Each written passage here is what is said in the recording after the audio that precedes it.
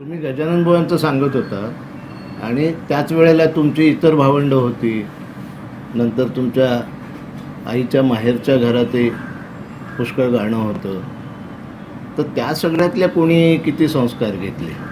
म्हणजे आम्हाला काशीनाथ बोडस, वीणाताई ही दोन नावं तर सगळ्यांनाच माहिती आहेत. नारायण बोडस जे आत्ता गांधर्व महाविद्यालयाचा प्रमुख आहे ते त्यांचा धाकटा भाऊ आनंद, तो आमिर हुसेन खासा यांच्याकडे तबला शिकायचा, खूप चांगला तबला वाजवायचा. म्हणजे मी हे आमिर हुसेन खासावांना बोलताना ऐकलं की आनंद ये लडका बहुत तेज निकलेगा असं ते नेहमी म्हणायचे. आणि छान मेहनत करायचा तो, सुंदर. तो मग पुढे कलकत्त्याला मायग्रेट झाला, तो गेला 2 वर्षाखाली.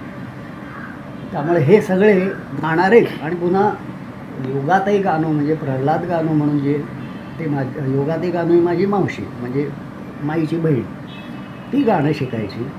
गाणं हे तेव्हा बिंद्रुबा वाजवायचे आणि फार चांगला बिंद्रुबा वाजवायचे. आणि त्यांच्या इकडे गाणं म्हणून दुसरी थोरली बहीण होती माईची, ती बाबूराव गोखलेंची मिसेस. म्हणजे बाबूराव गोखले हे विष्णू दिगंबरांचे भातसे. हो. त्यामुळे महाराष्ट्र संगीत विद्यालय त्यांनी काढलं होतं, ते तिथे चालू होतं, तिथे सगळं गाणं. त्यामुळे आणि तिकडे शंकरराव बोडस, लक्ष्मणराव बोडस, हे योगाताई आणि ही मनुताई यांच्याकडे सगळ्यांच्याकडे गाणं. त्यामुळे मजाच असायची. तुम्ही गाणूंच्याकडे थोडं शिकला तसं उल्लेख आहे. आणि ते अगदी असं की गजानन बुवांची मला वाटतं इंदूरला बदली झाली वगैरे, आणि त्यांनी लगेच सांगितलं की तू गाणूंच्याकडे जात जा, त्यांना प्रचलित राग वगैरे खूप येतात. म्हणजे त्यांनी तालीम चांगली घेतली ती गाणं. पहिल्याने खादिम हुसेन खासाहेब तिकडे जायचे, पण नंतर मग विलायत हुसेन खासाहेबांच्याकडे शिकले. त्यामुळे ते त्याने अगदी फार चांगलं घेतलेलं होतं. त्यामुळे ते त्यांच्याकडे शिकत होतो मी. आणि लक्ष्मणराव आणि मग देवधर मास्तर. त्यामुळे अगदी समृद्ध लोक होते सगळे आणि मनपूर्वक देत होते. हा एक भाग. एक प्रश्न असा की संगीताच्या बाबतीत तुम्ही नशीबवान आहात. तुम्ही संगीतातच जन्माला आलात आणि संगीतातच वाढलात. पण तुमच्या व्यक्तिमत्वात किंवा मी जी अशोक रानडे नावाची जाण म्हणतो त्याच्यामध्ये तेवढंच नाही आहे. त्याच्यामध्ये तत्त्वज्ञान, त्याच्यानंतर धर्म, नीतिशास्त्र,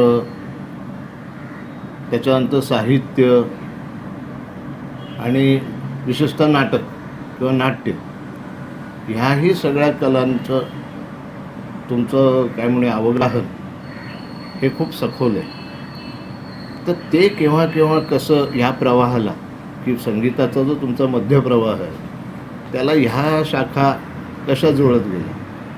मगाशी तुम्ही याचा उल्लेख केला नाथमाधव आणि हडप, पण ते ठीक आहे, ते त्या वयात मुलाला वाचनाची गोडी लागावी. मी तेही म्हणणार होतो की यांच्या कादंबऱ्या वाचून लॉजिकचा सेन्स तुमचा शाबूत राहिला हे मोठं आश्चर्य म्हटलं पाहिजे, किंवा तो मुळातच अतिशय स्ट्रॉंग होता असं म्हटलं पाहिजे. तर कुठल्याही क्रमाने सांगा, म्हणजे आधी साहित्याचं सांगा किंवा आधी हे. आणि संस्कृत म्हणजे आपल्याकडे दुर्दैवाची गोष्ट आहे की इंटेलिजन्शियाचे जे लीडर्स आहेत त्यातल्या 90% लोकांचं संस्कृत हे नसतंच. म्हणजे माझ्या अनुभवातलं मी एक वाक्य सगळ्यांना सांगतो की मला शेतकरी संघटनेत जेव्हा जम बसवायचा असतो त्यावेळेला मी अधूनमधून इंग्लिश बोलतो. कारण पण इंग्लिश कळणाऱ्यांच्यात जर जम बसवायचा असेल ना तर मध्ये मध्ये संस्कृत टाकलं की सगळे सरळ लाईनीत उभे राहतात असं माझ्या लक्षात आलं. तर ही जी भारतीय इंटेलिजन्शियाची संस्कृतच्या बाबतीतली गिल्ट आहे ती मी व्यवस्थित वापरत असतो. तर तुम्ही तसं नसं करत नसाल समजा, पण हे सगळं कसं गोळा झालं? एक कारण असं झालं की माझ्या सगळ्या म्हणजे पहिले तिन्ही गुरु त्यांचं जीवनक्रम खूप जवळून मी बघत असताना असं लक्षात आलं की संगीत हा जर व्यवसाय करायचा असेल तुम्हाला तर फार हाजी करायला लागते. एक कार्यक्रम मिळवायचा तर त्यासाठी 10 पत्र लिहा. आणि मग तेव्हा गजाननबाबांची पत्रं मी लिहून टाकलेली आहेत पोस्टामध्ये. आणि 10 रुपयापासून बिदागी घेऊन तुम्ही कार्यक्रम करतात, कारण तुमचा व्यवसाय आहे संगीत हा, तुम्हाला हे केलंच पाहिजे, ट्युशन केल्या पाहिजे. मला कुठेतरी असं वाटत होतं की मला हे करायचं नाही. मला संगीत हा ह्या तऱ्हेनं व्यवसाय करायचा नाही, पण मला संगीत सोडायचं नाही. असं झाल्यामुळे मला दुसरे विषय बघणं हे एका अर्थाने भागच होतं. त्यातही असं झालं की मला हे पक्कं माहीत होतं की मला साहित्यामध्ये रुची आहे, मला नाटकामध्ये रुची आहे आणि संगीतामध्ये, हे मला माहीत होतं पक्कं. पहिल्यापासून माझ्या मनात हे पक्कं होतं, आपल्याला हेच आवडतं. पण मला बी एला मगाशी म्हटलं त्याप्रमाणे आता ते भाषिक होणार, ट्रान्सफर होणार, मग नोकरी मिळायला सोपा, मग तुम्ही इकॉनॉमिक्स घ्या. म्हणजे मी इंटरनंतर एक दिवस वाल कुलकर्णी यांच्या मराठीच्या वर्गात बसून दुसऱ्या दिवसापासून मी इकॉनॉमिक्सला जाऊन बसायला लागलो. त्याच्यातलं कॉज कुठला आणि इफेक्ट नाही, काहीच नाही. आणि वालं तर पुढेही मला नंतर असं म्हणायचं, अरे तू सोडलंस एवढं कसं? म्हटलं असं असं झालं. ठीक आहे म्हणाले, तुला अभ्यासाला काही लागलं तर डिपार्टमेंटच्या खोलीत येऊन बस, तू काही काळजी करू नको, असं मला तेव्हापासून त्यांनी दिलासा दिला. पण मग इकॉनॉमिक्स घेतलं. इकॉनॉमिक्स घेतल्यावर आपला साहित्याशी संबंध तुटला आहे, वाईट वाटायचं. मग वाईट वाटायचं, मग काय करायचो मी? त्यातून उतारा काय काढला तर बी एला तेव्हा 2 पेपर इंग्लिशचे असायचे, लिटरेचरचे, आणि त्यामध्ये एक शेक्सपिअरचं नाटक असायचंच. त्यामुळं सकाळी उठल्याबरोबर पहिला तास कुठला तर तो साहित्याच्या अभ्यासाचा. म्हणजे तेव्हा शेक्सपिअर वाचून सुरुवात करायची दिवसाची सकाळी. असं माझं, म्हणजे मला फुल होता. आता आतला फुलच होता. हा काय मी दुसऱ्यासाठी काही करत नव्हतो. मला भूक लागल्यासारखं व्हायचं. ते नाही, अरे व हे नाही वाचलं तर कसं घडणार आपलं? मग तुम्ही शेक्सपिअर वाचताय, मग हे करताय, असं सुरू झालं. त्यामुळे साहित्याशी संबंध राहिलाच राहिला. आणि मग अर्थात गिरगावचा तो एक फायदा होता, घरी वाचायला सगळ्या गोष्टी चांगल्या यायच्या. आमच्या काकांचं एक दुसरे स्नेही होते, फणसळकर नावाचे, ते ठाण्याला राहत होते. त्यांनी तिथे एक लायब्ररी चालवली होती मुलांसाठी. तर त्या लायब्ररीसाठी पुस्तक खरेदीचं काम हे काकांच्याकडे असायचं. मग काका पुस्तकं खरेदी करून 2 दिवस ते घरी ठेवायचे. म्हणजे तेवढ्यात ती पुस्तकं आपण वाचायची आम्ही. आणि ती सगळी पुस्तकं अतिशय चांगल्या दर्जाची पुस्तकं असायची. केवळ कथा कादंबऱ्या नाही, केवळ नाही, चांगल्या कादंबऱ्याही यायच्याच. हे सगळं वाचायचं. त्यामुळे आपोआप सारखं होतच राहिलं ते. आणि मग पुढे बी ए झाल्यानंतर मग आता काय करायचं तर नोकरी विक्री नाही करायची असं म्हणून मग लॉ सुरू केलं. बरं. की गाण्याच्या ट्युशन करायच्या आणि लॉ करायचं. आणि तेव्हा अक्षरशः अशी अवस्था होती की लॉ करत होतो पण गव्हर्मेंट लॉमध्ये जायचं आहे. एक ट्युशन कुलाब्याला, दुसरी वरळीला. तेव्हा आठवड्यातून एकदा तरी तुम्ही निम्मा अंतर तरी चालायचंच त्यातलं, कारण तेवढा पैसा वाचतो तुमचा. ट्युशन गाण्याची. ट्युशन गाण्याची. आणि मग असं लक्षात यायला लागलं की मग हे लॉ करताना मला मग आठवलं ते की मला आवडायचे कुठले विषय. तर ज्युरिस्प्रुडन्स अतिशय आवडायचा, पब्लिक इंटरनॅशनल लॉ अतिशय आवडायचा, कॉन्स्टिट्यूशनल लॉ अतिशय आवडायचा. आणि हे झाल्यामुळे माझे चुलते जे होते नानासाहेब रानडे, ते इस्लामपूर, सांगली इथे त्यांची प्रॅक्टिस, आणि यशवंतराव चव्हाणांचे वगैरे सल्लागार आणि जावडेकरांची वगैरे नेहमी बैठक असणारी मंडळी. तर त्यांना मी म्हटलं की आता मी ठरवलं आहे की मी आता लॉयर होणार. मला मुळीच होऊ नको म्हणाले, तुझं गाणं अजिबात जाईल म्हणाले. त्यामुळं मी लॉ केलं, सनद घेतली, पण प्रॅक्टिस नाही केली. आणि तेव्हा असा एक नियम निघाला होता की तुम्ही सनद घ्यायची, पण तुम्ही जर प्रॅक्टिस करणार नसाल तर ती बार काउन्सिलकडे परत ठेवायची. तशी माझी सनद अजून बार काउन्सिलमध्ये आहे. आणि कोर्ट सुरक्षित आहे. आणि LLB झाल्याबरोबर मग नोकरी करायची म्हणताना मग सुरू झालं. मग रेडिओमध्ये लागलो, मग पुढे वेगळं. पण म्हणून साहित्याचंही चालूच राहिलं आणि पुढे जायचं त्याच्या. तर मग मला असं वाटलं की आता मी नोकरी करतो आहे, तर आता मला माझ्या आवडीच्या विषयाकडे वळायला हरकत नाही. म्हणजे आता लँग्वेज लिटरेचर करून आपण काय करू शकतो, तर MA करू शकतो आता. मग मी MA करायचं ठरवलं. मग पहिल्याने एकदा मराठी विषय घेऊन MA केलं. ते करताना लक्षात असं आलं की माझे सगळे मराठी प्राध्यापक बौद्धिक बोलायचं म्हणून इंग्रजीच वाचलेलं असतं. म्हटलं हा चावटपणा काय. म्हणून मग मी दुसरं MA इंग्रजी घेऊन करायचं असं ठरवलं. म्हणून एकदा हे MA झाल्यावर मग दुसरं MA ते करायचं ठरवलं की इंग्रजीचे सगळे पेपर घेऊन मराठी हे करायचं, MA करायचं. म्हणून मी 2दा MA केलं, एकदा मराठी घेऊन आणि एकदा इंग्रजी घेऊन. आणि त्यामुळे माझी जी काय आवड, साहित्याची जी आवड म्हणतो मी, ते अगदी म्हणजे मनःपूर्वक वाचलं सगळं. आणि मनामध्ये असं सारखं वाटायचं की आपण हे वाचतो आहे, ह्याचा आपल्या जीवनाशी किती जवळचा संबंध आहे हे सारखं जाणायचं. आणि ते रिअलिस्टिक ड्रामा वगैरे म्हणून नाही, तर असं वाटायचं सर्व लेव्हल्सवर संबंध आहे हे कळायचं. आणि पुढे नंतर असं आठवायला लागलं की मग आपण PhD करूया असं मनात आलं. तर हे रेडिओमध्ये असतानाच चालू होतं. आणखीन एक फाटा फुटलाच पाहिजे त्याला, की रेडिओमध्ये आणि हे सगळं MA करत असताना मला असं वाटलं की आपण दुसरी एखादी भाषा नीट शिकून त्यातलं वाङ्मय वाचल्याशिवाय आपल्याला वाङ्मय कळलं असं होणार नाही. कारण आपण बहुतेक सगळे मराठी आणि इंग्रजीवरच आणि जे लावलेलं आहे ते वाचण्यामध्ये तिसरी भाषा. हां, म्हणजे काय खरं नाही. मग मला रशियन वाङ्मय भयंकर आवडायचं. इंग्रजीमध्ये वाचलेलं पण आवडत होतं. मग मी रशियनचा डिप्लोमा करायचं ठरवलं आणि रशियनचा डिप्लोमाचा अभ्यास वगैरे घेऊन सुरू केलं. ते भाषा शिकणं हे काय एकदम सोपं नाही जात आणि ते अवघड वाटतच होतं मला. पण मला रशियन माझे पहिल्या वर्षाच्या परीक्षेच्या वेळेला ते जे आलेले होते त्यांनी विचारलं की why are you studying Russian language, त्यांनी मला शिकवलं. असं इंग्लिशमध्ये असं इंग्लिशमध्ये विचारलं. बरं. मी त्यांना सांगलं because my ambition is to read Voyna i Mir in original, बरं. म्हणजे वॉर अँड पीस. तो एवढा खुश झाला, म्हणा डिप्लोमा इज गिवन. तू एवढा मनपूर्वक तू यासाठी वाचतोय, म्हणजे नोकरी वगैरे असं काही नाही, तर तुला केवळ हे करायचं आहे म्हणून असं म्हणतो. खूप खुश झाला आणि मला इच्छा तीच होती की मला ओरिजिनल काहीतरी करायचं. पण तुम्ही सबसिक्वेंटली वाचली वॉर अँड पीस त्याची आली ना रशियनमध्ये? माझ्या, मग थोडं थोडं वाचायला लागलो, सुरुवात झाली. आणि मग पुन्हा असं लक्षात आलं की गाणं ह्या आपल्या बाकीच्या इंग्रजी मराठी वाङ्मय आणि त्याच्या जोडीला रशियन शिकून मी वाचायचं, हे आपल्याच्याने होणार नाही. आपल्याकडे एवढी एनर्जी नाही, आपली एवढी बुद्धिमत्ता नाही, आपल्याकडे वेळही नाही. सगळी रशियन, तेव्हा पैन जवळ करून रशियन पुस्तकं जवळजवळ 150 पुस्तकं मी जमा केली होती, ओरिजिनल क्लासिक सगळी. ती सगळीच्या सगळी मी कीर्ती कॉलेजच्या लायब्ररीला देऊन टाकली एक दिवस. सांगलं की घेऊन जा कृपा करून. आणि त्या दिवशी माझ्या डोळ्यात पाणी आलं की आज आपण काहीतरी मुकलं, काहीतरी गेलं आपल्या हातात. आणि हे जाणीव होती मनामध्ये. त्यामुळे थोडं रशियन असं तुटक वाचलेलं लक्षात होतं. त्याचा अनुभव माझ्या असा झाला की किती साली मी गेलो रशियाला, तर कंपोजर्स युनियननी बोलावलं वगैरे असं म्हणून गेलो. आणि तिथे ते बाकीचे सगळे कार्यक्रम लागलेले असायचे.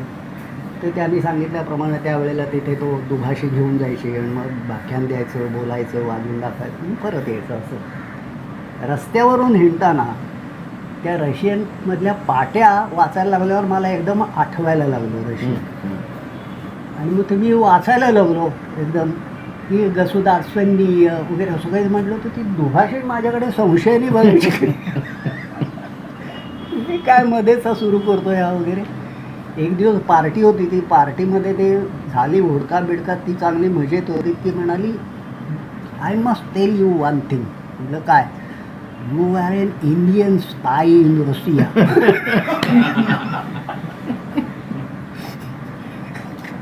कारण तिची नजर पारदर्शक असावी. आणि दुसरा आग्रह होता मी म्हटलं मला इथे टॉल्स्टॉय म्युझियम बघायला जायचं. बरं. ते म्हणाले ऑफिशियल, कारण टॉल्स्टॉय तेव्हा ॲक्सेप्टेड याच्यात नव्हता. हो. तर म्हणाले ऑफिशियल प्रोग्राममध्ये ते कुठे बसत नाही. मग म्हटलं मी एकटा जाणार आणि मी जर चुकलो बिकलो तर जबाबदारी तुझी, असं मी तिला सांगितलं. मग तिने लगेच आपल्या बॉसशी बोलणं वगैरे करून ठीक आहे म्हणाले जाऊया म्हणून. मग ती घेऊन गेली. ते म्युझियम बघताना मी ते हो यासनाया पलनाया वगैरे असं मी वाचायला लागलो. त्यावरती पुन्हा म्हणायला लागली की हे तुला कसं माहिती? असं म्हटलं थोडंसं मी शिकलो रशियन म्हटलं, आणि हे म्हणून तर मला एवढी ओढ लागली की हे वाचावं. मग ती इकडे तिकडे बघू ना, yes he was a very great writer. मग तिथून लिथुआनियामध्ये गेलो होतो, तिथेही असंच झालं की त्याने म्हटलं की एक TV वर टॉक द्या वगैरे. TV वर टॉक भाषांतरित करून असं करून. आणि मग सहज म्हणून मी त्यांना आधी विचारलं होतं की रशियन भाषा कानावर पडते वगैरे, म्हणून जरा आनंद होत होता की वेगवेगळं काय असं. तर तिथे याचं की ऑपेरा वगैरे पाहायला तुम्ही की नंतर एकदा बाहेर पडायचं आणि सबंध त्या प्रेक्षागृहाला असं भोवती जाणारा रस्ता असतो, त्या रस्त्यावरून ती सगळी ती कपल्स वगैरे तिकडची हिंडतात अशी. तर तसं हिंडायला लागल्यावर मला भोवती वक्रू असं तो शब्द आठवायचा नुसतं एकदम.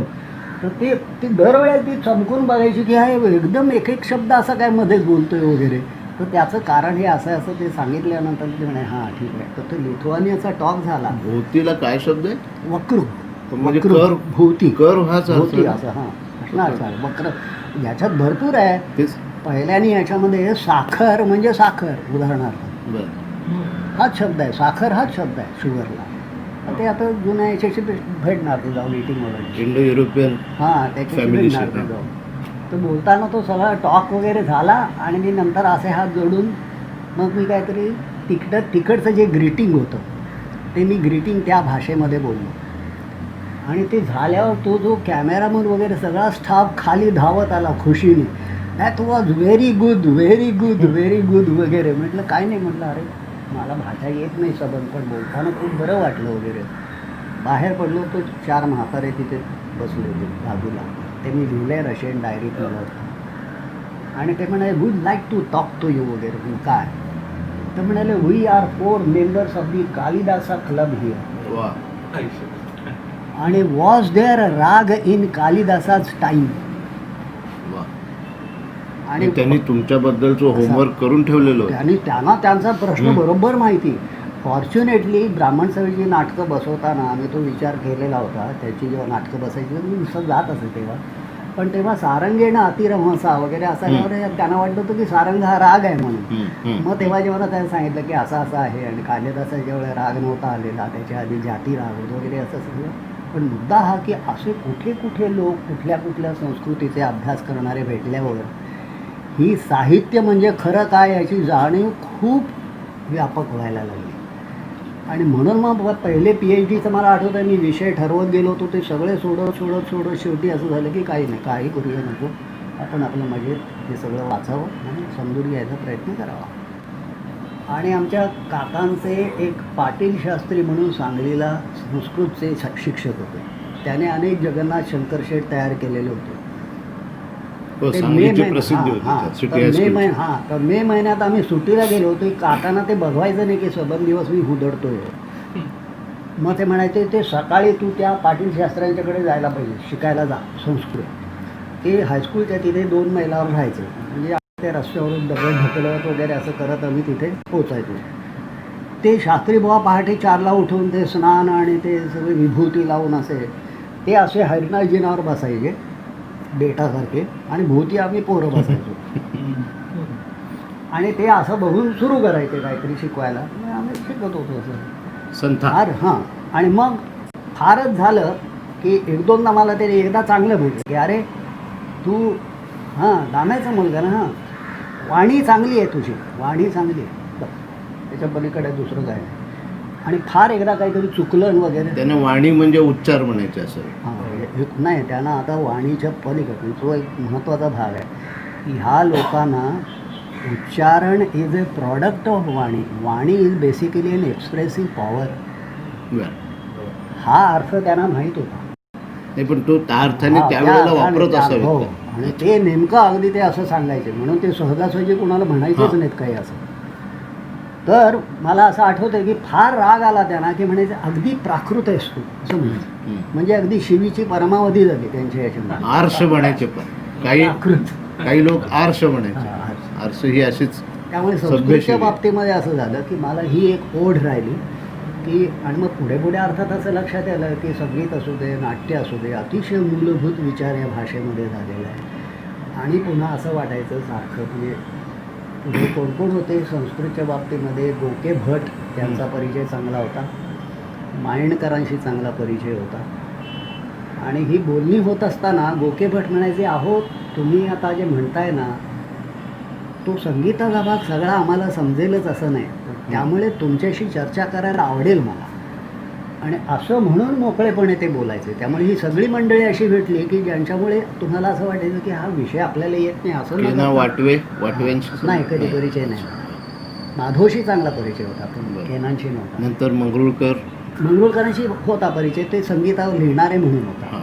आणि आम्ही नंतर SSCला त्यांनी लिहिलेले गाईड्स वगैरे ती सगळी वाचलेली असायची, त्यामुळे ते एक लक्षात राहायचं ते. पण ही दोन मंडळी खरी. मग असं वाटलं की हो, अरे केवढं तरी धन आहे याच्यामध्ये आणि ह्याचा उपयोग चांगला करता येतो आणि हे मागासलेलं वगैरे नाही आहे, त्याच्यात खूपच मूलभूत काहीतरी सांगितलेलं आहे आणि ते समजायला आपल्याला वेळ लागणार आहे.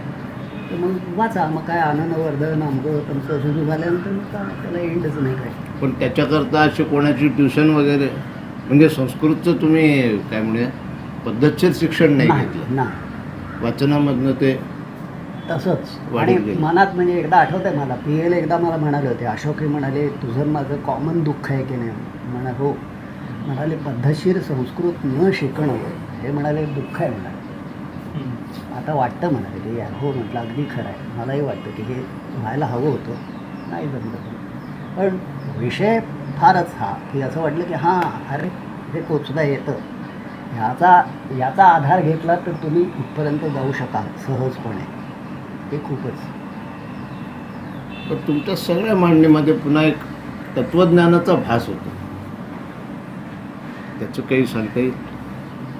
यू हॅव युअर प्रिन्सिपल्स आणि they are not just random principles, it's a set of principles. मला एकदा असं वाटतं बरं का काही वेळेला की आपण शेवटी जर का एखाद्या गोष्टीच्या मुळाचा शोध घ्यायचा ठरवला तर तुम्ही आपोआप त्याच प्रांतात पोचता. मग ते पद्धतशीरपणे तुम्ही त्याचा अभ्यास केलेला असोत नसोत. मला हे आठवत आहे ना की एकदा मी जेव्हा ठरवलं होतं की आपण PhD करायचं आहे आणि त्याच्यामध्ये टाईम विषय आपल्याला वाचायचा आहे, म्युझिकल टाईम तर टाईम विषय वाचायचा आहे. तर रेगे, AB Shah, KJ Shah, doctor Patankar हे 4 मंडळी युनिव्हर्सिटीच्या गेटमध्ये तिथे बोलून मी बाजूला उभा आहे. आता हे रानडे असं म्हणत आहेत की ह्यासाठी फिलॉसॉफीचं काय वाचू, तर त्यांना ॲरिस्टॉटलियन सोसायटीचं हे वाचायला सांगावं का वगैरे वगैरे असं चर्चा करत होते ते. आणि नंतर रेगे मला फद्दिशी म्हणाले, हे तुम्ही असं काही करू नका, तुम्ही तुमच्या विचार करण्याच्या पद्धतीतून जिथे पोचाल ना तिथे तुम्हालाच कळेल की इथे आपल्याला काय वाचायचं आहे, तुम्ही काही असे पद्धतशीर वाचू बिचू काही नका. आणि एक मग पुढे मला रेग्याने विषय एक चांगला कॉम्प्लिमेंट दिला आहे, तुम्ही I will treasurer that in my mind, की रानडे हे संगीतशास्त्रातल्या हेगेलप्रमाणे आपले विचार मांडत जातात असं ते एके ठिकाणी लिहिलं आहे. आणि हा मला असं वाटलं की अरे हा फार मोठा कॉम्प्लिमेंट झाला त्यांच्याकडून असं येणं. आणि KJ शहाला नेहमी म्हणायचं की तू म्हणजे you are a Wittgenstein in music. असं म्हणलं. अजून कुणी शिल्लक आहे? नाही, हे फारच छान सांगितलं तुम्ही. तुमच्यामध्ये एक युरोपियन लिबरलिझम आहे की परंपरा सोडायची नाही, पण परंपरेचं आंधळं भक्त व्हायचं नाही. आणि मुख्य म्हणजे परंपरेला सुद्धा ते अपघाताने निर्माण होत नाही. परंपरेचं सुद्धा एक शास्त्र असतं, किंबहुना तुमचा तो सिद्धांत मला मान्य आहे की जी गोष्ट शेकडो वर्ष टिकू नये ती तिचं काहीतरी शास्त्र असल्याशिवाय टिकत नाही. ती केवळ तंत्रावर टिकत नाही किंवा अपघातावर टिकत नाही. तर हे युरोपियन व्हॅल्यूज हे नेमक्या कुठल्या स्टेजला तुमच्या सगळ्या विचारकक्षेमध्ये आले? हे मी लॉ करत होतो तेव्हा आणि BA करत असताना. अच्छा. हे अगदी मी डेफिनेटली माझ्या मनात येत आहे. आणि 2 अशी ठराविक मला पुस्तकं पण आठवत आहेत नेमकी, की BAच्या वेळेला वाचताना म्हणजे म्हटलं तर शेक्सपियर पहिल्याने वाचायचा दिवसात असं. शेक्सपियर संबंधी काही आवडलेलं आठवलेलं सांगा ना. माझा तर आईबाप आहे शेक्सपियर, त्यामुळे मला आवडेल. नाही, मग वेगळ्या तऱ्हेनं असं की म्हणजे शेक्सपियर वाचताना मला सारखा अशी जाणीव ही व्हायची की हा 16व्या शतकात नाटककार आहे असं म्हणणं म्हणजे कालाचं स्वरूप न समजण्याचं आहे. कारण हा अमक्या शतकातला असा नाटककार म्हणताच येणार नाही. म्हणजे सर्व अर्थाने आपण सार्वकालिक वगैरे जे म्हणू, रेलेव्हन्स कोणाचं जर असेल तर त्याला तुम्ही अमक्या काळातला म्हणणं हे म्हणजे काय आहे तर परमनंट कॉन्टेम्पररी म्हणजे तुमचा तर concession to your frailty and sense of time. वास्तविकता असं होऊच शकत नाही असं लक्षात यायला लागलं होतं तेव्हा. आणि पुढे मग म्हणजे डॉक्टर पाटणकरांच्याकडे मी गेलो जेव्हा तेव्हा त्याचाही माझा हे होता की मला एस्थेटिक्सवर काही करायचं आहे असं माझ्या डोक्यातून. मग मी वाला कुलकर्ण्यांना विचारलं, म्हटलं मला एस्थेटिक्समध्ये काय करतं. अरे म्हणाले ते पाटणकर म्हणून इथे नवीन आलेले आहेत नुकतेच, तू त्यांना भेट, त्यांचं ते स्पेशलायझेशन. मग डॉक्टर पाटणकरांना भेटायला गेल्यानंतर म्हणाले अच्छा तुम्ही असा असा बरं, मग कुठला विषय तुम्हाला घ्यायचा आहे वगैरे असं. तर मग असं बोलता बोलता मग पहिला विषय ठरला की influence of English criticism on Marathi criticism असा विषय घ्या. पण तुमचं दोन्ही विषयाचं MA आहे म्हणून तुम्ही असं करा. 2 वर्ष काम केलं त्याच्यावर. मीनवाईल चर्चा चालूच राहायच्या वेगवेगळ्या तऱ्हेच्या. ते आलेच हां आलं हां मग तो भाग हां मुलाखतीत हां मग तो मुलाखतीत तसा तो भाग झाला की मग हा विषय असं करता करता करता माझ्या लक्षात यायला लागलं की अरे आपल्याला विचार हा भाषेतून मिळतो असं नाही. भाषा अमक्या माणसाने अमकी वापरणं हा अपघात आहे म्हटलं तर. आपल्याला विचार कुठनं मिळतो, तो संबंध संस्कृतीतूनच मिळतो त्या. आणि आम्हाला ही युरोपियन संस्कृती वेगळी नाहीच आहे, ही आमचीच संस्कृती आहे असं उलटं. आणि असं म्हटल्यानंतर मग तर फारच मजा अशी झाली लागली की मला इलियट वाचला की मला खटखट डोळ्याचं सर की हां हे हे हे हे असं झालं, छान कळलं आता आपल्याला, आता मजा येणार बरं का पुढे. असं ऑडेन वाचताना असं फिलिंग येतं तुम्हाला, रिचर्ड्स वाचताना तसं वाटतंय. असं ते मनात लिंक जाणवतच गेली आपण. आणि म्हणून ते म्हणजे हा वेगळा लिबरलिझम आहे का इथला आहे असं वाटतच नाही राहील. असं वाटायला लागलं की अरे विषयाचीच मागणी आहे, तू काय करतोय तिथे. म्हणजे संगीत कुठलं हे सांगायला मी काही शिकलो ते असं थोडंच उत्तर देता येणार आहे. मग पुढे आता लक्षात यायला लागलं की आता ज्या वेळेला कॅप्टन विलार्डसारखा माणूस जो सैन्यामध्ये आहे, जो जोन्स नंतर 100 वर्षांनी लिहितो आहे, जो स्वतः वाद्य वाजवत असला पाहिजे, तो इंडियन म्युझिकवर लिहितो आहे आणि प्रिफेसमध्ये वाक्य लिहितो आहे की every nation lives in its songs. म्हणून त्यांनी अभ्यास केला संगीताचा असं तो लिहितोय चक्क.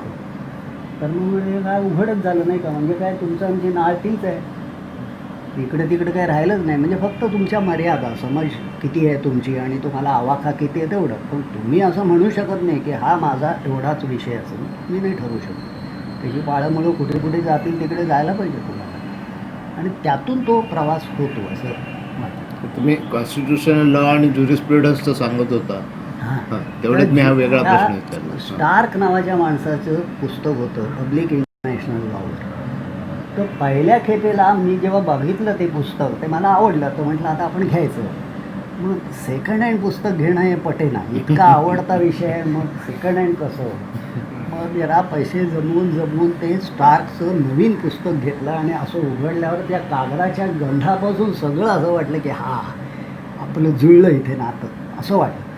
आणि त्याचं जे मग विवेचन चालू झालं जेव्हा, तेव्हा मग असं की नॅशनॅलिझम हा कुठल्या स्टेजपर्यंत मान्य करायचा आणि कुठल्या स्टेजला नॅशनॅलिझम हा इरेलेव्हंट ठरतो, कारण ती भाषाच बोलू शकत नाही तुम्ही, कारण जीवनाचीच सरणी तशी आहे. हे कळायला लागल्यावर फारच इंटरेस्ट वाटायला लागला. मग मला पुष्कळ काळ असं मी म्हणायचो की चांगल्या गद्याचं उदाहरण कुठलं आहे, तर युनायटेड नेशन्सची डॅग हॅमरशोल्डनी लिहिलेली जी प्रिफेस आहे ते उत्तम गद्याचं उदाहरण. चांगलं गद्य तुम्हाला तिथे दिसेल असं दिसायला लागलं. आणि म्हणून कॉन्स्टिट्यूशनल लॉ म्हटलं तर भारतामध्ये कुठलं आहे, तर आता हो अच्छा हिंदू कोड बिल का करायला लागलं, असं करायला लागलं म्हणून. अच्छा दायभागाचा अर्थ काय असं, मिताक्षराचा अर्थ काय असं होतं. मग इन्हेरिटन्ससाठी कुठले वापरतात असं होतं. मग जिथे बहुपत्नीक असेल तिथे काय करतात अंक कर. मग असं लक्षात आलं की कायदे तुम्ही करता करता करता करता अशी एक स्टेज येते की तुम्ही जर का तिथे विल्सन कॉलेजमधला एक पादरी आठवला मला, तो आम्हाला तो एथिक्सच्या क्लासमध्ये वगैरे सांगायचा. ते एक दिवस बोलता बोलता म्हणाले की yes human beings are progressive minds, they have intelligence and that's why to enforce 10 commandments they enact 40,000 laws.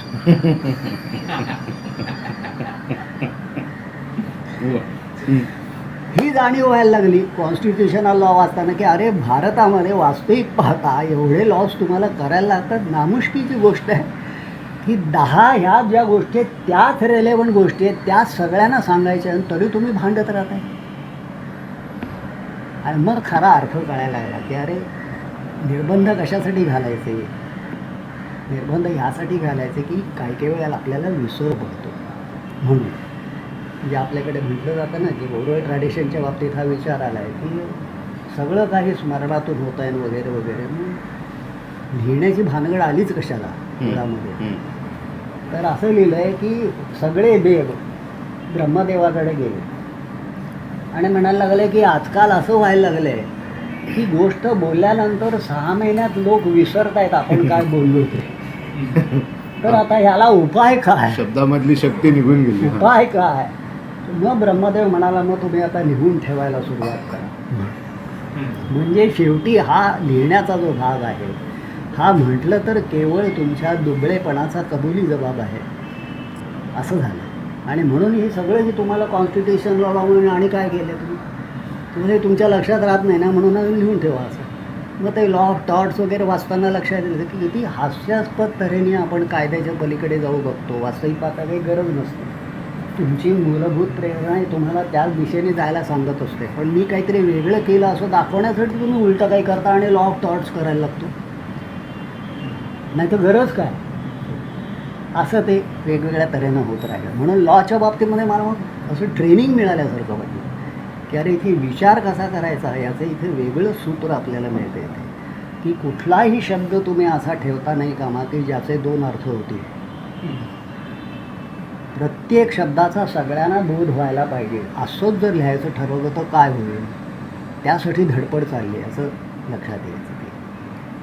तुम्ही रशियन शिकलात, मग खूप वर्षांनी रशियाला जायला मिळालं. शेक्सपियर वाचलात, त्याच्यानंतर अनेक वर्षांनी इंग्लंडला गेला असाल तुम्ही. तर त्यावेळेला नेमकी काय मनस्थिती असायची? म्हणजे त्यावेळेला काही नवीन सापडायचं? पहिल्या खेपेला जेव्हा गेलो इंग्लंडमध्ये तेव्हा नॅशनल थिएटरमध्ये शेक्सपियरच्या नाटकाचा प्रयोग बघायला गेलो.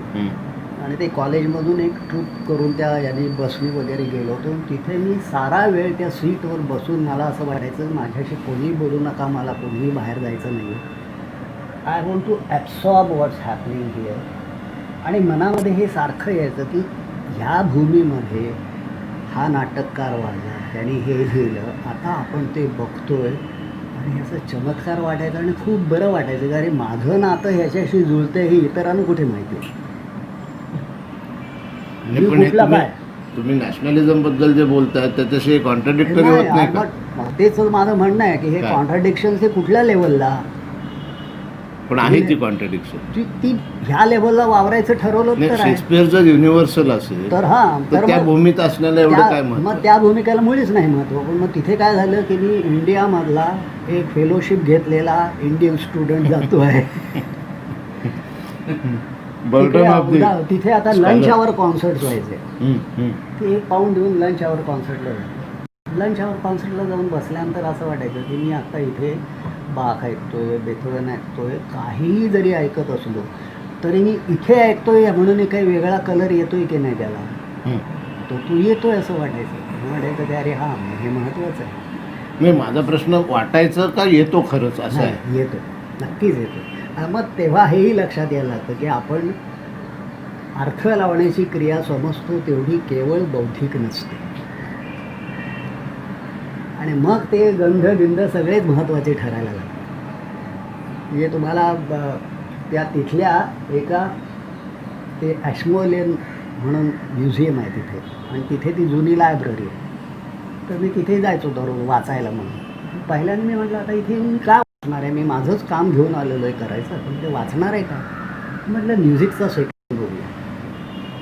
इंडियन म्युझिकचं सेक्शन बघायला लागल्यानंतर पहिल्याने मला एकदम सौरेंद्र मोहन टागोरांचं ओरिजिनल पुस्तक, म्हटलं भारतीय संगीतावर भारतीयांनी लिहिलेलं पुस्तक जे मला इथे कधी मिळालं नाही बघायला, ते मला तिथे बघायला मिळतंय व्यवस्थित ठेवलेलं आणि आदराने कोणीतरी आणून देतो तुम्हाला.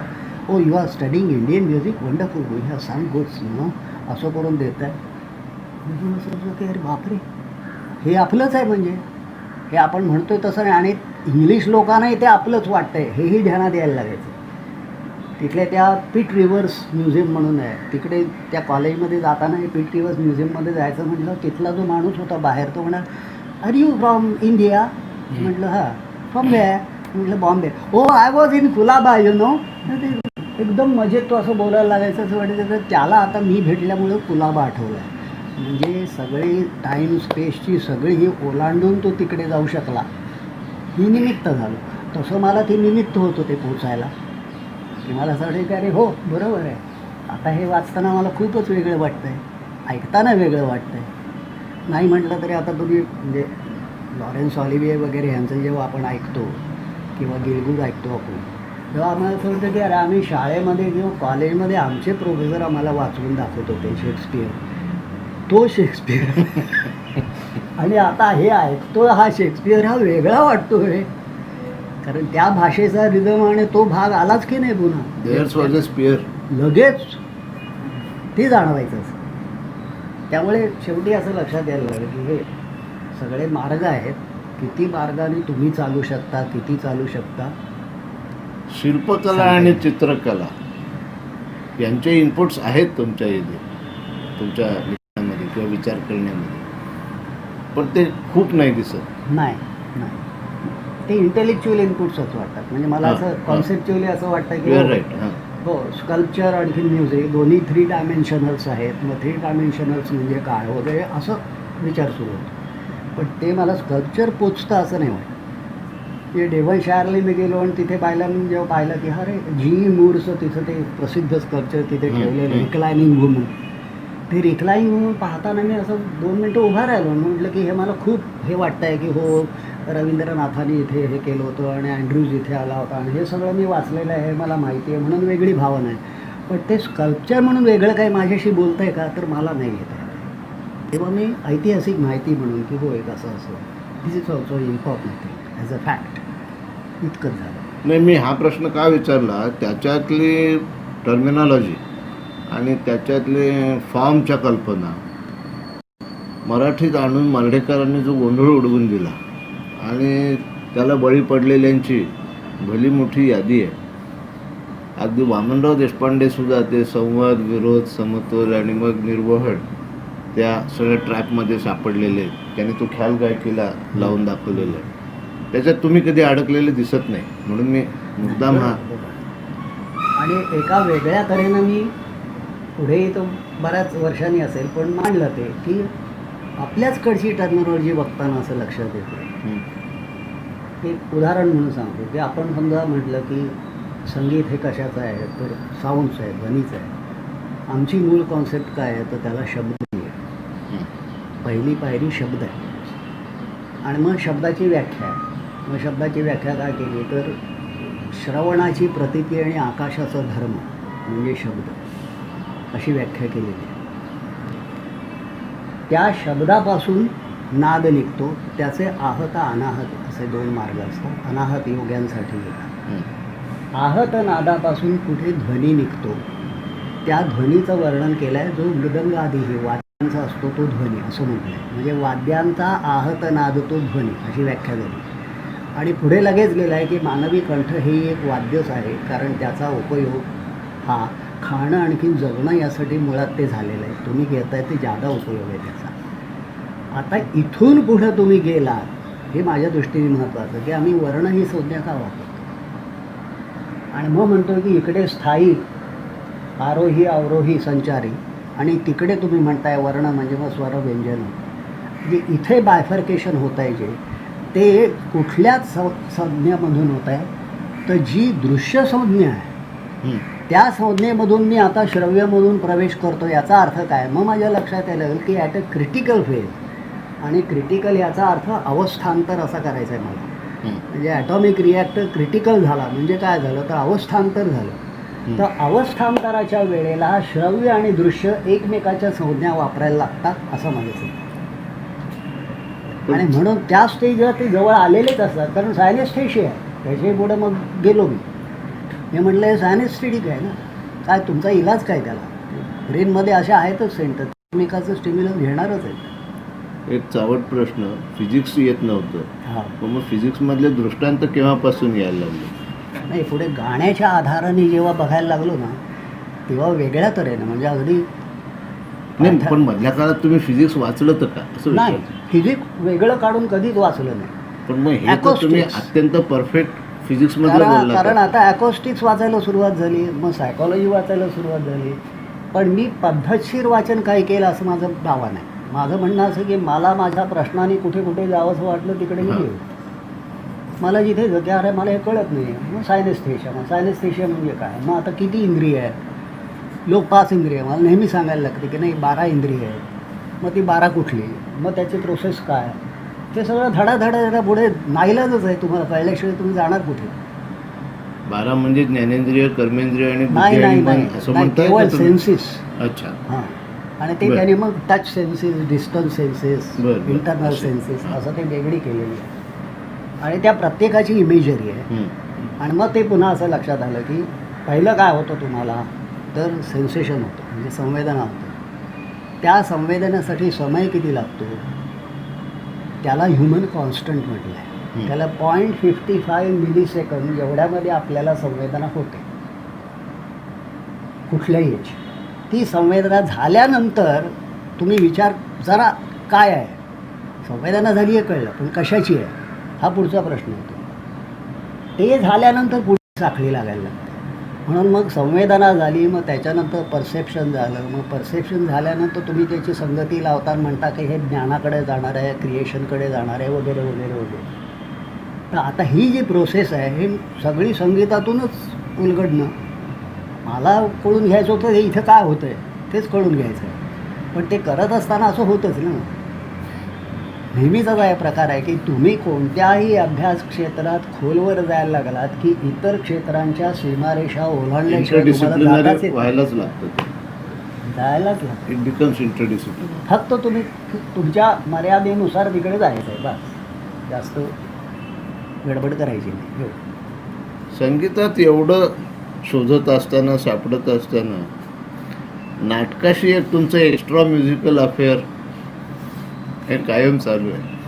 तर त्याच्याबद्दल मला फार उत्सुकता आहे की तुम्ही नाटकं लिहून पाहिली आहेत, दिग्दर्शित करून पाहिली आहेत, त्याला संगीत दिलेलं आहे.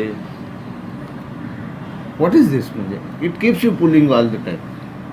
हे 2 भाग दिसत आहेत. एक तर मला असं दिसतंय की नाही तसं पाहता हे वेगळं नाहीच आहे. हां. मग वाणीचं जे मी म्हटलं जे त्या वाणीचेच हे 2 आविष्कार आहेत.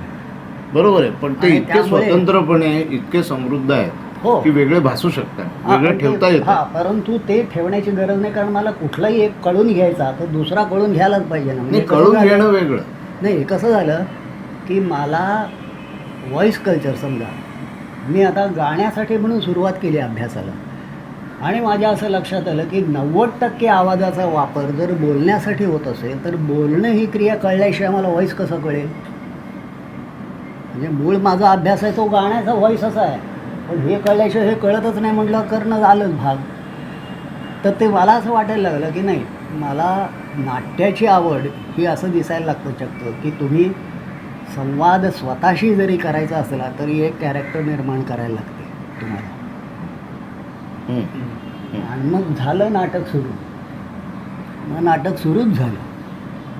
म्हणून आपण म्हणजे फार त्या पुढच्या त्याच्या आविष्कारांकडे न जाता मुळात तर नाही, हे स्वतःच्या मनात होणं हे साहजिक आहे. इम्पल्स आहेच आहे. पण परफॉर्मन्स मध्येही तुम्हाला कारण इंटरेस्ट आहे खूप. परफॉर्मिंग आर्ट्स हे माझ्या निकडीचा विषय. कारण पुन्हा तिथे जे घडतं आहे ते कॉमन आहे असं दिसतंय की परफॉर्मिंग आर्ट्स ही जी फॅमिली आहे त्या फॅमिलीमधली समान धर्म आहे ते सगळे.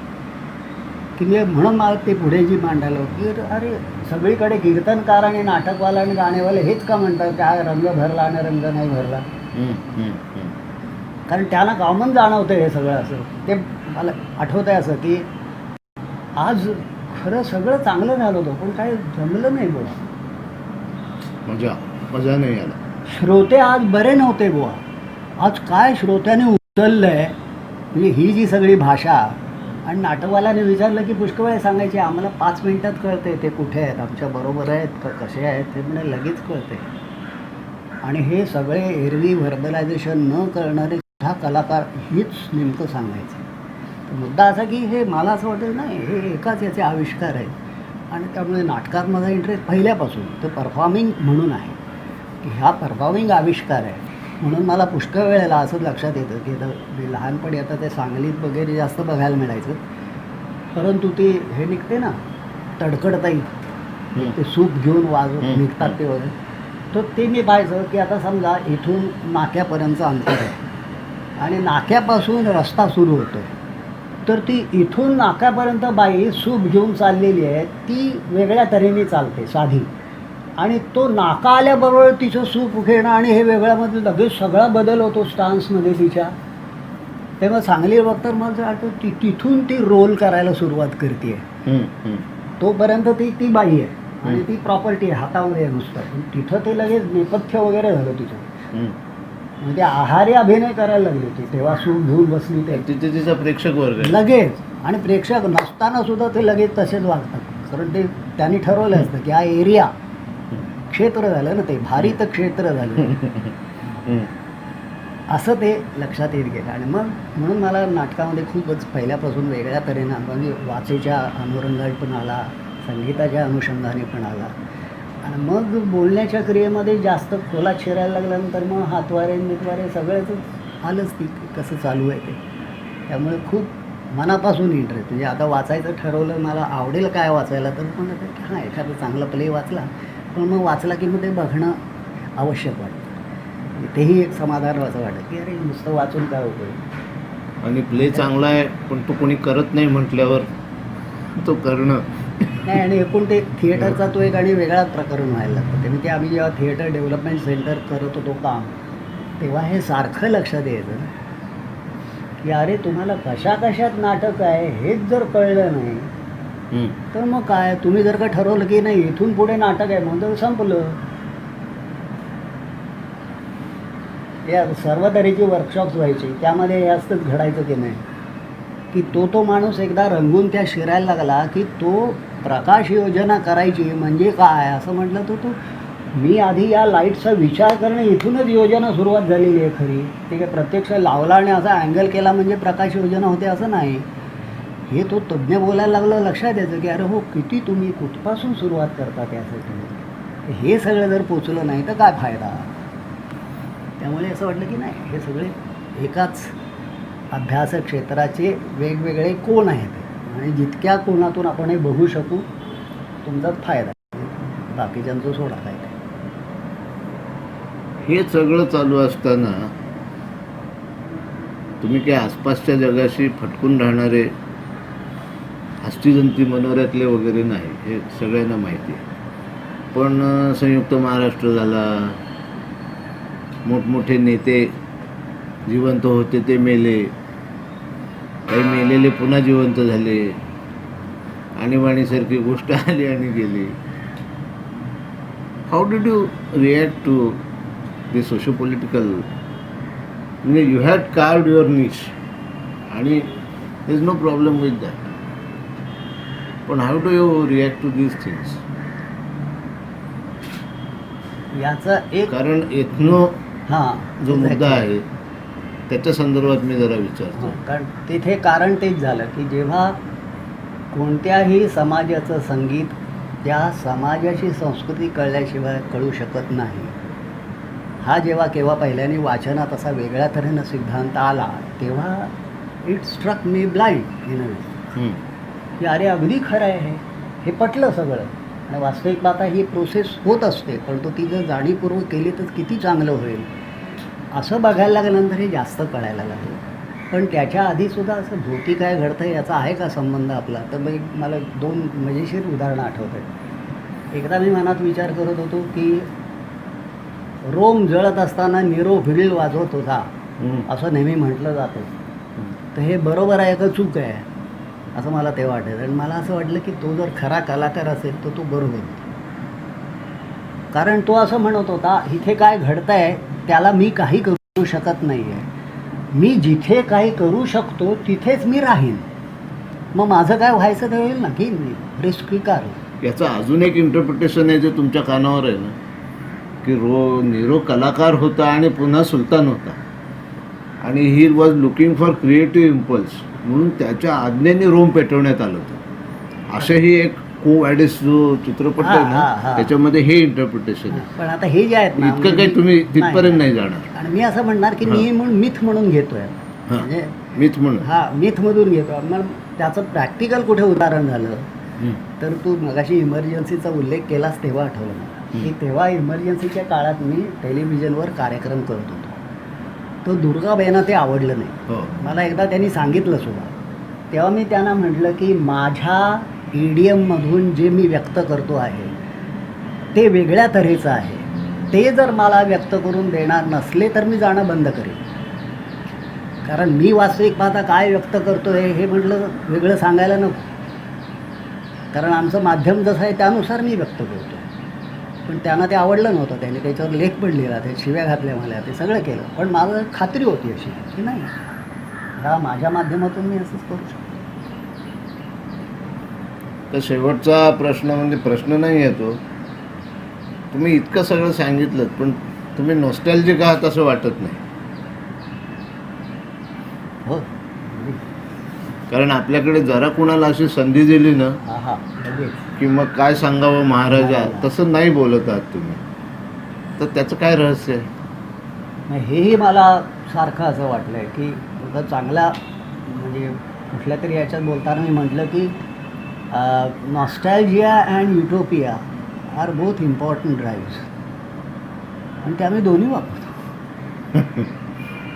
मला काही असं वाटायचं असेल मला तेव्हा मी मागेही बघतो आणि पुढेही बघतो. कारण आणखीन एक राहिला तो भाग एवढाच त्यातला की एकदा मला एका एन्सायक्लोपीडिक यांनी विचारलं की तुमच्या काय जीवनाचे सूत्र म्हणून तुम्ही काय सांगाल वगैरे असं ते टिपिकल विचारतात. तसं विचारलं. हां. तेव्हा मी असं लिहिलं की my ambition is to become a meaningful link in a tradition. हे माझं सूत्र आहे असं मी लिहिलं. आणि त्यामुळे मला असं कधीही होत नाही. नॉस्टॅल्जिया म्हणून कर्तव्य किंवा करण्याच्या गोष्टी सोडणं या अर्थी जर असेल तर ते मला कधी होत नाही. Nostalgia always helps me as a driving force. पण whether you are a meaningful link or not is going to be determined after. They may also concur with me. तसं नाही म्हणत मी. पण मला जे खात्री पटते हां माझ्या प्रचिती हो हो ती मला आत्मप्रत्यय आहेच आहे नक्की Right. की मी मिनिंगफुल करतोच आहे असं. फार तर काय होईल म्हणजे तो एक मजेचा भाग आहे की फार तर काय की नंतर लोक म्हणतील हा मूर्ख होता म्हणे ना. म्हणजे उलटा युक्तिवाद असा की कालाचं स्वरूप लक्षात घेता मी सुद्धा आत्ताच म्हणू शकतो की जे पुढे लोक माझ्यावर यासाठी टीका करतील ते मूर्ख आहे तसं मी आत्ताच म्हणू शकतो. तेव्हा त्या म्हणण्याला काही अर्थ राहत नाही. पण एवढा अर्थ जरूर वाटतो की भारतामध्ये काय आणि एकूणच तुम्ही जेवढं बघाल तसं एथनोम्युझिकॉलॉजीचं दुसरं पण एक सूत्र आहे तेही खूप मजेचं वाटतं मला की if you want to understand your own culture study a parallel culture in your area which is not yours. आणि मग असं लक्षात येतं की अरे दुसरं कल्चर अभ्यासाला लागलं की तुम्हाला दिसायला लागतं खरे तुम्ही कुठे आहात. म्हणजे तिथे मग नॉस्टॅल्जियाला छेद जायला लागतं की असं वाटतं अरे नाही असं नाही आहे ते केवळ. म्हणजे साधं मी परवा काहीतरी आपण बोलत होतो ना मी म्हटलं की PLना म्हटलं की तुम्हाला म्हटलं माहिती आहे का तुम्ही आपल्याकडे पेरेंट स्केल म्हणजे बिलावल आणि त्याला आपण महत्त्व देतो. म्हटलं बिलावल ह्याचं इराणमधलं जे स्केल आहे त्याला बुजुर्ग म्हणतात. बर. आता उडालेच ते एकदम ह्याला बुजुर्ग म्हण. आता हे यामध्ये काय काय दिसतं म्हणजे इथे नुसता टर्मिनॉलॉजिकल साम्य असं नाही दिसत आहे. तुम्हाला दिसतंय की इथे एक्सचेंजेस किती चालू होते म्युझिकचे. मग तुम्ही भारतीय संगीत म्हणून ज्याला धरून बसलेला आहात ते कोणत्या अर्थाने भारतीय आहे असा विचार करायला लागतो तुम्हाला. मग ते असं वाटतं अरे हे म्हणजे संबंध झोन असं भाषा बोलत होता आणि तुम्ही असं क्रिस्टलायझेशन केलं आहे त्याने तसं केलं आहे तुम्ही असं केलं आहे. That's the great fun of it. मला अनेक ह्या एथनोबद्दल प्रश्न असा पडतो की when you accept that view point और that methodology you are all the time talking of the past. अशी त्याच्यात एक शृंगापत्ती नाही का? मुळीच नाही. My point of beginning is the present and in fact आता but the present will be added into the canon after a time. When you might be there, you might not be there. Exactly, but now you are referring to chronological time. Yeah. पण मी जेव्हा काम करतो आहे तेव्हा मी chronological टाईमचं काम करत नाही आहे. त्यामध्ये असेल मी, पण त्याचं काम करत नाही आहे. मी काम करतो आहे ते त्या कलेच्या कोर्सला घेऊनच काम करतो. बरोबर आहे ना, पण म्हणून आता तुम्ही फ्युचरॉलॉजी वेगळं म्हणायला गेलाय, कारण तुम्ही काय करताय, पास्ट प्रेझेंट फ्युचर असेच 3 काळ धरून बोलताय. हं. पण कला तर तसं बोलत नाही. तेव्हा हो, पण वेगवेगळ्या- तरी प्रेझेंटचं कलेमध्ये स्वरूप येण्यासाठी इमिजिएटली तर येत नाही ते, असा नाही. अनुभव आहे. हा नाही, माझं म्हणणं असं की ते आलेलं असतं, तुम्हाला कळतं नंतर. बरं, त्याला इलाज नाही. तुम्हाला नंतर कळलं तर का आमचं म्हणणं एखादं उदाहरण. नाही. हे वेगळ्या तऱ्हेचं उदाहरण, हां. थोडंसं वेगळं. रसेलने एका ठिकाणी असं म्हटलं आहे की तो म्हणाला, जर ब्युटिफुल चायनीज वास भूमीमध्ये दडवलेला असेल तर तो ब्युटिफुल आहे की नाही. समजलं. तर आता ह्याचा एक सरळ सरळ रिफ्लेक्शन आहे. समजलं. हां. दुसरं मला ते भवभूतीचं जे वाटतंय, तो भवभूती म्हणून गेला की हो, आज माझं काही केलेलं कळणार नसेल, पण या पृथ्वी तलावर केव्हा तरी असे लोक येतील की ज्यांना मी करतोय त्याची किंमत कळेल. म्हणजे मला कळलेली आहे, दुसऱ्यानं कळलेलं मला आवडेल, आणि दुसरे लोक आत्ता नसले, उद्या नसले, परवा असतील याची माझी खात्री आहे. तेव्हा मी करत राहणार. हा जो भाग